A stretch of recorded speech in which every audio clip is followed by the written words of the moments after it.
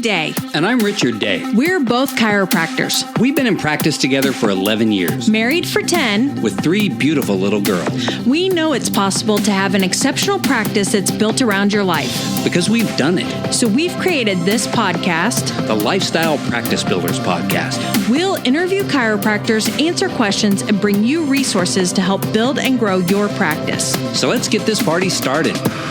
Welcome back to the Lifestyle Practice Builders Podcast. I'm your host, Dr. Haley Day, and today I'm going to talk about the step-by-step guide for saving money while in chiropractic school that I wrote several years ago. I get messages about this often on Facebook or through Instagram, and I'm always excited because this is something that I set out to do in the beginning of school, and I made a plan and I followed it through and I did a good job and it worked out. Sometimes we put plans together and they don't work out. So this is something that I am proud that I did. And I want to share with as many of you as possible because I know we all want to graduate school with as little debt as possible and money in the bank in case, when you have money in the bank, it allows you to make choices. So whether you're trying to be an associate, it'll allow you to make the best associate decision for yourself. If you want to be an independent contractor, you can have money in the bank to do that. And as well, if you want to open your own practice. But not many of us realize that when you are in school, you have the ability to save money and also graduate with less debt than others are going to graduate with. So I'm going to tell you a little bit about how I did it, and hopefully you'll have some takeaways about things that you can do while you're either before you're starting school or while you're in school, or even if you're in practice. If you go to the step-by-step guide that I have on our blog, then you can download a savings checklist and a budget worksheet, and this will help you regardless of where you're at. So visit lifestylepracticebuilders.com/blog/savings. I will also link to this at our Instagram. So if you're not following us on Instagram, follow us there at Lifestyle Practice, and you should be able to find us. I think it's at Lifestyle Practice. Yes, for sure. Many of you are following us there, and we appreciate that. We love to follow you back and see what you're posting about. So find us probably on your phone at Lifestyle Practice. I will link there. If you go to our Linktree link in our Instagram bio, I will also link to this blog where you can download the savings checklist and budget worksheets. This is something that I did. I kind of had the plan to graduate with, as much money as I could and as little a debt as possible. I went to the financial aid meetings. I paid attention and really listened and tried to come up with a plan that would work for me. One of the main things that actually both Rich and I did that I think is extremely important is that we started school debt free. So if you haven't started school yet, you have credit card loans or any other kind of loan, I would try to knock that out before starting. Rich had a really good job that he worked a lot of hours that last year before he started school, and he was able to knock out a lot of his debt before starting. And then I didn't have much debt, and I was able to start actually with some money in the bank. The next thing that I did was that I kept working. I worked through school. I kind of did whatever I could. When I first started, I worked at a health club. I also helped my dad. He had had a bad accident and separated his pelvis.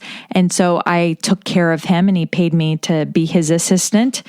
I also I was a work study on campus. I had a mentor early on, one of the teachers that kind of took me in and helped me out. He got me a job, and I worked in the undergrad office all the way through school. So I was able to do that and work several hours a week in my own office and have the luxury of being on campus, fitting that time in when I wasn't in class or doing other things.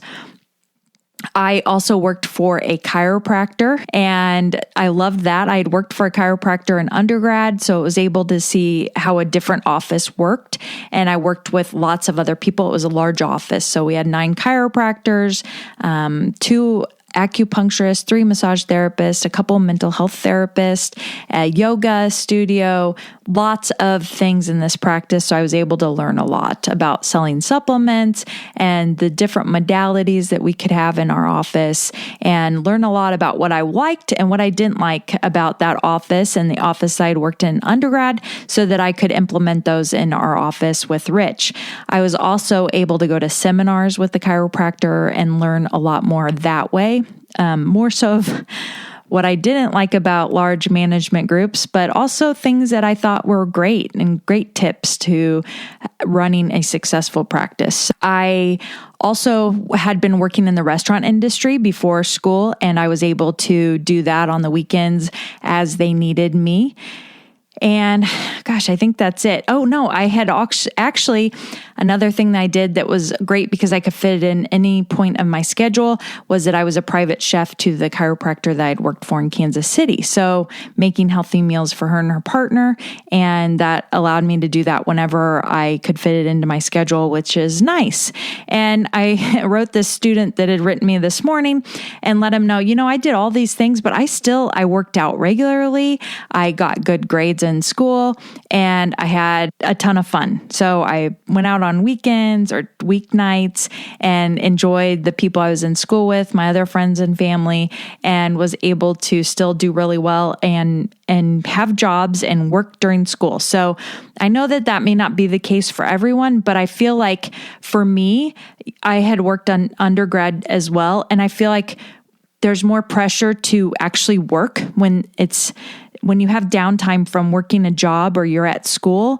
Then I knew that I needed to be working on schoolwork or studying for a test that might be the next week, because I wouldn't have a lot of downtime to do that.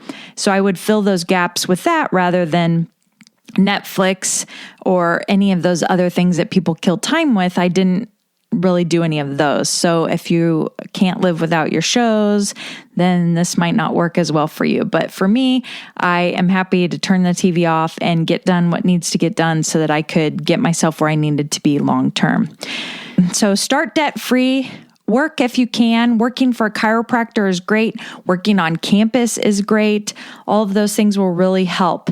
If you can't work for a chiropractor, you can't find someone to work for, definitely recommend shadowing. It doesn't pay, but you definitely want to get in offices and see how they run. And then so I'm oftentimes giving that as a recommendation to people that are looking to see what they can do while they're in school to do better after school. So start debt-free, work for a chiropractor, work on campus if you can. And then another thing I did was I set a cap on the amount of money that I would take out each trimester. So I wouldn't ever borrow money to live on. I only borrowed part of the tuition. And doing this, there's less interest because I'm taking out less money. And there was a higher percentage of the student loans that were subsidized. And then there were less origination fees. So this is for when I went to school. I don't know how much of that part of it has changed. But for me, when I would take out less money, that was less interest, more subsidized loans, meaning the government was covering the interest while I was in school and even out, and then less origination fees. So all of those things allowed me to graduate with less debt. When I had more of a plan for after school, I did start taking out more money so that I could have savings, and I was still making money outside to pay for my living expenses. So I was able to save more of the money for practice startup. I did end up taking out more money towards the end, but I was saving it for practice startup. I wasn't using it to live or to do any of those things. Or I was using it to live and saving the money I was making in my other job. I think that's probably the better way they would like you to do that. So I was saving money and still taking out loans. So those are all of the things that I did. I wanted to share with you. I also have a list of chiropractic student loan hacks or money saving tips, a checklist, and the budget worksheet on our website at lifestylepracticebuilders.com/blog/savings. Again, you can visit there and download this information. And then also I wanted to touch on, Rich and I, we kept making these smart decisions after graduation. So bought a condo out of school. It was very nice. So we had a nice place to live, but we didn't have to take care of a lawn or, even clean very often because it was a smaller space. So we just had what we needed. And we had a pool and a workout facility and parks, and we lived in a larger neighborhood, but we didn't have to take care of a house. So I think that was really good. We also were able to make money on the investment of buying the condo. So when we sold it, we made money. And that's another way that we have another stream of income, is that we were able to then make money on real estate, on the condo, and then again on our next house. And if we sold our house today, we would make money on it. So we have been able to continue making financial decisions that have benefited us. So I think the best thing you can do is make a long-term plan for you to follow some of these money-saving tips and to set a budget that is going to help you reach your goals. So if you want to, there's another blog on chiropractor goals. So it's lifestylepracticebuilders.com/blog/chiropractor goals. That's another one that you can check out that can help you set some goals for yourself. Or if you have the Chiroplanner, a lot of that's in the Chiroplanner to make some of those decisions and to help you reach those goals too. I am excited for you all. If you have any questions, don't hesitate to reach out to me. I'm in the DMs of Instagram or Facebook and always happy to help. I love hearing from you guys and helping. I'll send resources if I can. Take care and have an awesome week. If you enjoyed this podcast episode, please share it with your friends on Instagram and Facebook. And for those of you who are already subscribers, we really appreciate it. Thanks for the reviews. We love reading those and knowing that you're loving the podcast. If you're looking for more tips and inspiration, be sure to check us out at lifestylepracticebuilders.com or join our business and marketing Facebook group for chiropractors at facebook.com/group/lifestylepractice.